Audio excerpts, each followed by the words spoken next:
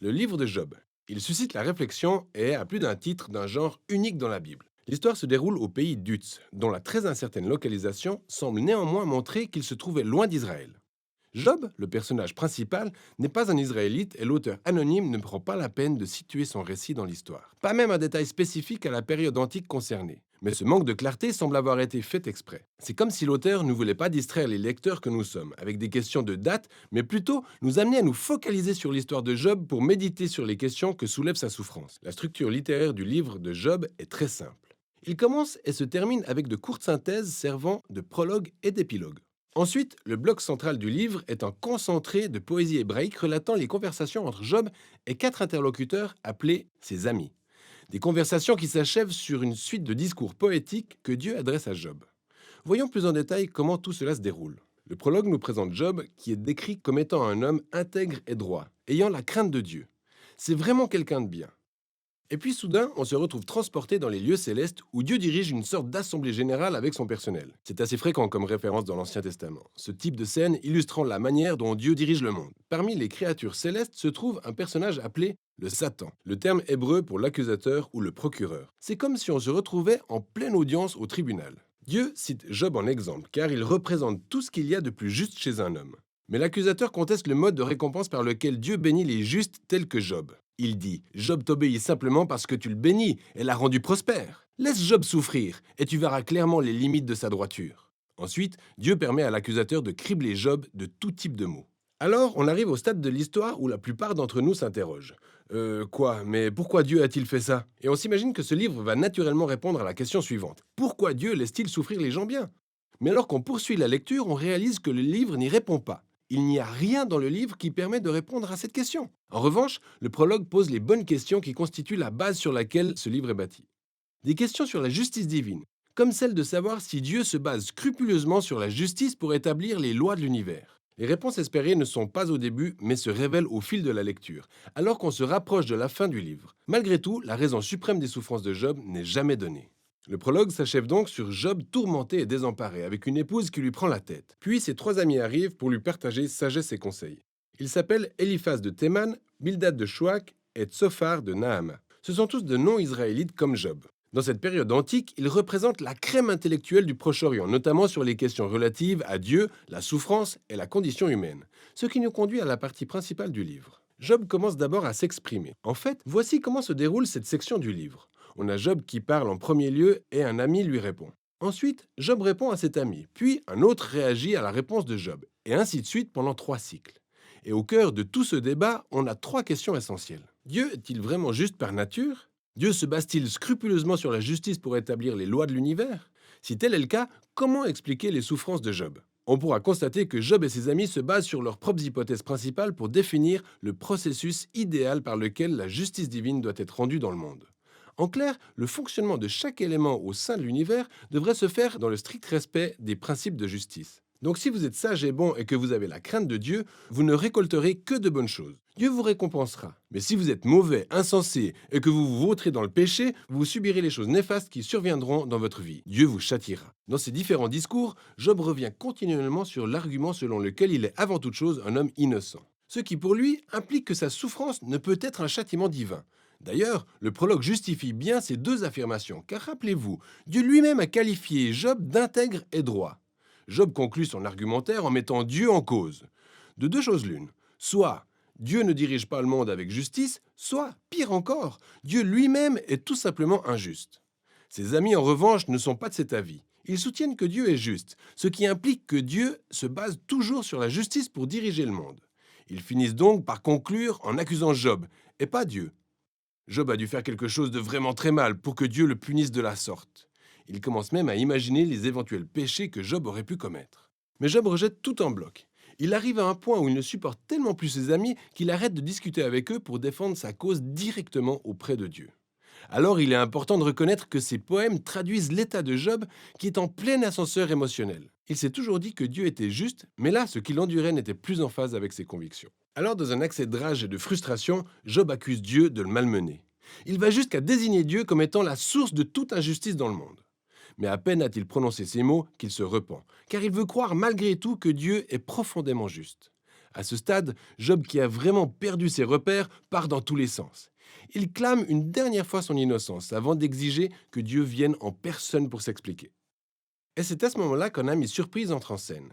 Éliu de Buse. Tout comme les autres, il n'est pas d'Israël, même s'il a un nom hébreu. Et Éliu part du même principe que Job et ses autres amis. Il soutient que Dieu est juste, ce qui implique que Dieu se base toujours sur la justice pour diriger l'univers. À la seule différence qu'Éliu tire une conclusion plus nuancée sur les causes des souffrances que les justes pourraient endurer. Il affirme qu'elles ne sont pas forcément un châtiment dû au péché commis, mais Dieu pourrait se servir des souffrances comme d'un avertissement pour éviter aux gens de commettre d'éventuels péchés à venir. Ou alors, Dieu pourrait utiliser les peines et souffrances pour forger le caractère des gens et leur inculquer des leçons clés. Et lui ne prétend pas connaître les raisons des souffrances de Job, mais une chose est certaine, Job a tort d'accuser Dieu d'être injuste. Job ne prend même pas la peine de répondre à Élu. Et c'est ainsi que prennent fin les dialogues sur un goût d'inachevé, car toute la sagesse antique semble avoir été épuisée, mais le mystère reste entier. Et subitement, c'est dans un tourbillon que Dieu apparaît en personne pour répondre directement à Job. Il commence par répondre à l'accusation de Job, le traitant d'injuste et d'incapable dans la gestion de l'univers, en embarquant Job dans une visite virtuelle de l'univers où il se met à lui poser toutes sortes de questions concernant le fonctionnement et les origines du cosmos. Job était-il présent quand Dieu a conçu la Terre et disposé les constellations? Job a-t-il déjà commandé au soleil de se lever ou réglé les aléas du temps? Dieu veille scrupuleusement sur tous ces détails cosmiques que Job ne saurait imaginer. Ensuite, Dieu s'engage dans une série de descriptions couvrant les moindres détails quotidiens du règne animal, à savoir le procédé par lequel la biche met ses petits au monde, ou encore le régime alimentaire des chèvres des montagnes, des lions et des ânes sauvages. Mais quel est le but de tout ceci? Pour rappel, Job et ses amis partaient du principe que Dieu se base sur la justice pour diriger le monde. Et cette hypothèse en implique une autre sous-jacente, selon laquelle Job et ses amis ont une excellente vision d'ensemble leur permettant de définir la manière dont Dieu doit diriger le monde. Mais la réponse de Dieu à travers cette visite virtuelle anéantit toutes ces hypothèses. Elle montre tout d'abord à quel point l'univers est vaste et complexe et que malgré tout, Dieu en perçoit les moindres recoins, chaque détail. Job, en revanche, ne peut percevoir les choses qu'à partir du très petit rayon que lui offre l'expérience de sa vie. Sa vision du monde est extrêmement étroite. Et ce qui semble être une injustice divine du point de vue de Job doit être replacé dans un contexte infiniment plus vaste. Job n'est tout simplement pas en position de porter une telle accusation contre Dieu. Après la visite virtuelle, Dieu demande à Job s'il aimerait pour une seule journée diriger le monde jusque dans les moindres détails et en se basant scrupuleusement sur les principes de justice que lui et ses amis ont définis. Comme de sanctionner chaque personne à chaque instant pour le mal commis sous toutes ses formes en usant du châtiment approprié. Mais la réalité est que le fait d'administrer avec justice un monde comme le nôtre est extrêmement complexe. Contrairement à ce que croient Job et ses amis, rien n'est jamais tout noir ou tout blanc. Ce qui nous amène au dernier point relevé par Dieu.